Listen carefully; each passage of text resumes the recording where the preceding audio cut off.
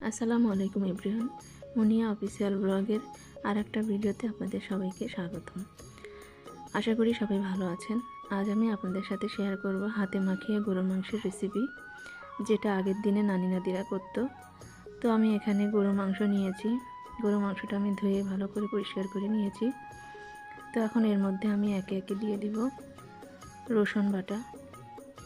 2 চামচ মতো রসুন বাটা দিয়েছি, 1 চামচ মতো আদা বাটা, 1 চামচ মতো জিরা বাটা আর 1 চামচ মতো ধনিয়া বাটা। এখানে আমি আরেকটু দিব জয়ফল ও জয়ত্রী বাটা। তো এখন আমি কুচানো 2টা বড় সাইজের পেঁয়াজ নিয়েছিলাম, সেটা দিয়ে দিব। আর দিব এখানে কয়েকটা লবঙ্গ, এলাচ ফল আর দিব তেজপাতা।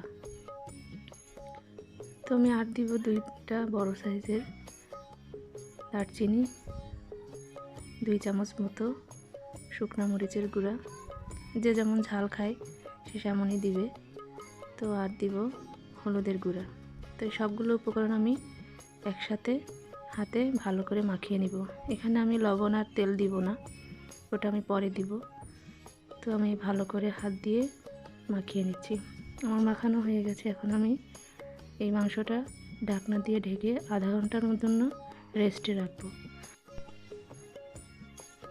তো আধা ঘন্টা পর আমি ঢাকনাটা তুলে নিলাম।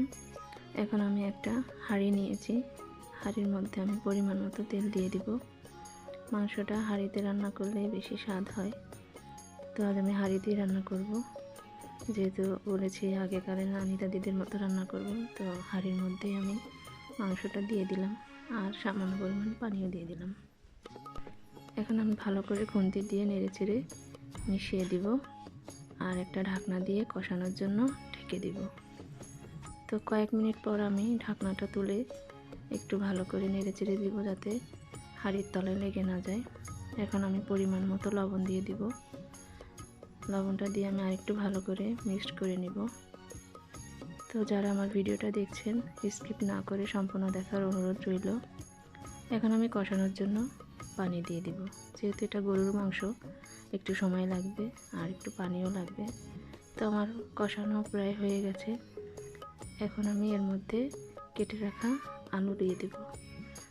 আলুটা দিয়ে আমি আবার কয়েক মিনিট মতো কষাবো। তো দেখতেই পাচ্ছেন আমি কেমন করে কষাচ্ছি। তো ঝোলটা যখন একদম তলায় লেগে লেগে যাবে সেই পর্যন্ত আমি কষাবো। তো আমার ভিডিওটা যদি আপনাদের ভালো লাগে একটা লাইক করবেন, একটা কমেন্ট করবেন, পারলে একটা শেয়ার করে দিবেন। তো এখন আমি ঝোলের জন্য পানি দিচ্ছি। পানিটা অবশ্যই গরম পানি দিতে হবে। গরম পানি দিলে স্বাদটা অক্ষুণ্ণ থাকে, ভালো লাগে খেতে। তো এখন আমি ঢাকনা দিয়ে ঢেকে দিচ্ছি ভালো করে সিদ্ধ হওয়ার জন্য। তো যারা আমার ভিডিওটা দেখছেন এখনও সাবস্ক্রাইব করেননি, তারা সাবস্ক্রাইব করে আমার পাশে থাকবেন। তো ঝোলটা যখন অনেকটা ঘন হয়ে যাবে তখন এর মধ্যে আমি কয়েকটা আস্ত রসুন দিয়ে দিব। তো আমার গোশ রান্নাটা হয়ে গেছে। আমি এখন কড়াই থেকে নামিয়ে নিচ্ছি। তো এতক্ষণ যারা আমার ভিডিওটা দেখলেন তাদের অসংখ্য ধন্যবাদ জানাই। এখন আমি এর মধ্যে ভাজা গুঁড়া দিয়ে দিব, জিরার গুঁড়া। তো সবাই ভালো থাকবেন। নতুন কোনো ভিডিওতে দেখা হবে। সুস্থ থাকবেন। আল্লাহ হাফেজ।